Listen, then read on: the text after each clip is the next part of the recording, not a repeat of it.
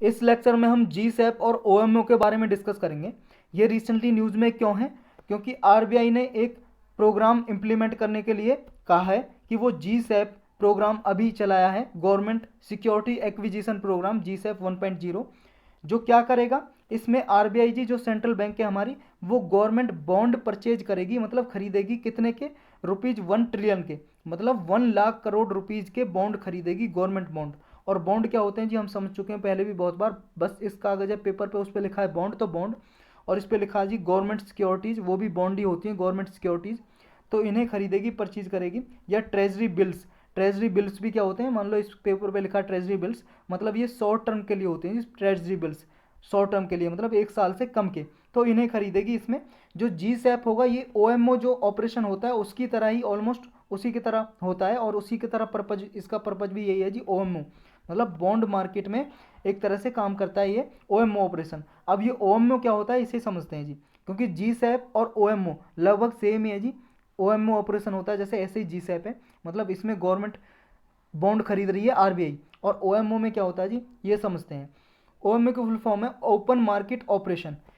ये open market operation का मतलब है जी, मार्केट से गवर्नमेंट बॉन्ड या गवर्नमेंट सिक्योरिटीज या ट्रेजरी बिल्स आरबीआई सेल करती है या परचेज करती है, या तो बेचती है जी या खरीदती है गवर्नमेंट सिक्योरिटी या ट्रेजरी बिल्स, मतलब बॉन्ड ही समझ लो जी, गवर्नमेंट सिक्योरिटी मतलब गवर्नमेंट बॉन्ड वगैरह सिक्योरिटी, वो खरीदती है सेंट्रल बैंक।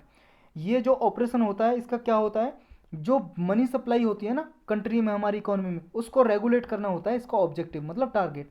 कि अगर मान लो मनी सप्लाई ज़्यादा है, मनी सप्लाई का मतलब है जी लोगों के पास जो पैसा है, बैंक में जो पैसा डिपॉजिट कर रखा है, और लोगों के पास जो पैसा है, जितना सारा ये मनी सप्लाई है, जो मनी सप्लाई को मान लो अगर एब्जॉर्व करना हो, तो ये गवर्नमेंट जो सिक्योरिटी होती हैं उसको बेच देती हैं, सेल करती हैं। और अगर मनी सप्लाई को डिक्रीज़ करना हो तो खरीद लेते हैं।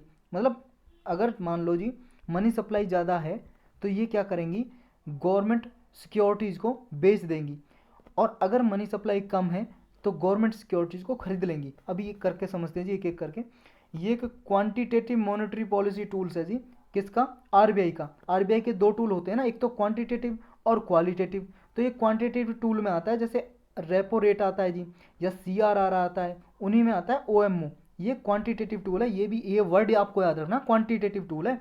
क्वालिटेटिव आ गया तो गलत हो जाएगा आपका स्टेटमेंट। ये कैसे करती है जी आरबीआई? आरबीआई देखो जी, इसे डायरेक्टली नहीं करती, पब्लिक से डायरेक्टली जाके बॉन्ड नहीं खरीदती। वो कॉमर्शियल बैंक जो होते हैं, जैसे एसबीआई हो गया जी, पीएनबी हो गया, Punjab national bank, state bank of India, इनके थ्रू ये गवर्नमेंट सिक्योरिटीज़ वगैरह खरीदती है। अब इसमें लिक्विडिटी पे क्या इफेक्ट पड़ता है जी? लिक्विडिटी का मतलब है जी मनी सप्लाई कैसे घटती बढ़ती है। देखो, अगर सेंट्रल बैंक लिक्विडिटी इन्फ्यूज करना चाहे, मतलब मनी सप्लाई को इंक्रीज करना चाहे, आपके हाथों में पैसा ज़्यादा हो, तो क्या करेगी आरबीआई?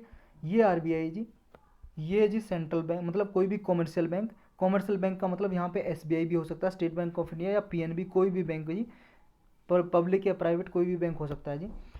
और ये जी पब्लिक, पब्लिक मान लो जनता, आप हम लोग।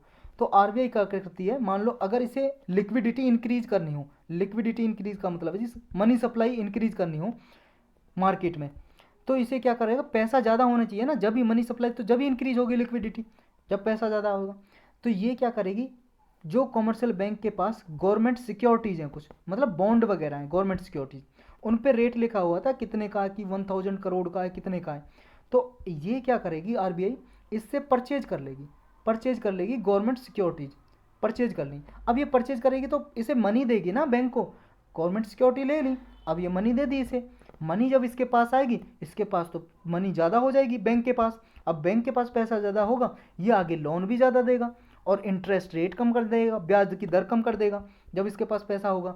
तो ये फिर पब्लिक इससे लोन लेगी, पब्लिक लोन लेगी तो डिमांड बढ़ेगी जी, वो खरीदेगी कुछ ना कुछ, या कुछ इन्वेस्ट करेगी, कहीं पे इन्वेस्ट करेगी, रोज़गार पैदा होंगे, डिमांड पैदा होगी, डिमांड होगी तो प्रोडक्ट ज़्यादा पैदा होंगे, प्रोडक्शन ज़्यादा होगी, मैन्युफैक्चरिंग ज़्यादा होगी। तो इस तरह से मनी सप्लाई और डिमांड को कंट्रोल करती है आरबीआई।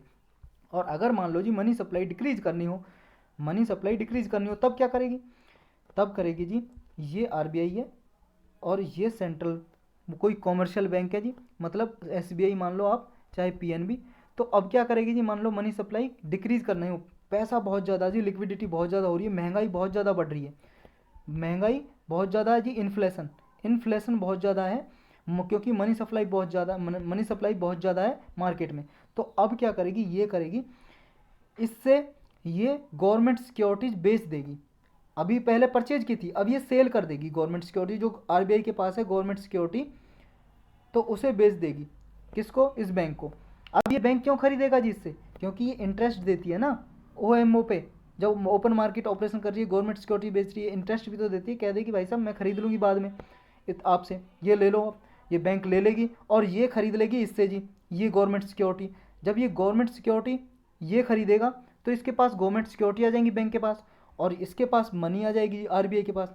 अब जो पैसा इसके पास था कॉमर्शियल बैंक के पास, एसबीआई या आपका पीएनबी इसके पास था, वो एक्स्ट्रा मनी चली गया आरबीआई के पास।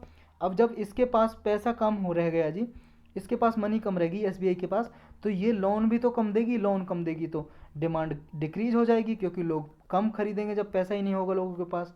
तो इस तरह से ये कंट्रोल करती है जी। दो ऑपरेशन होते हैं इसमें, ये हमने देखे अभी। जो ये क्या करती है जी, लिक्विडिटी को मान लो जी इन्फ्यूज करना हो, इन्फ्यूज का मतलब बढ़ाना हो लिक्विडिटी को मार्केट में, तो ये बाय कर लेगी जी, गवर्नमेंट सिक्योरिटी खरीद लेगी। गवर्नमेंट सिक्योरिटी खरीदेगी मतलब पैसा देगी, पैसे देके तो खरीदेगी। पैसा जब आएगा मार्केट में तो मनी सप्लाई बढ़ जाएगी, लिक्विडिटी बढ़ जाएगी।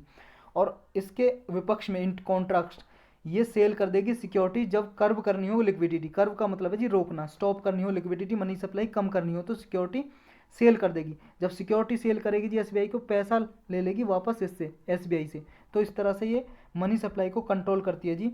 शॉर्ट टर्म इंटरेस्ट देती है इससे, जो हमने अभी देखा।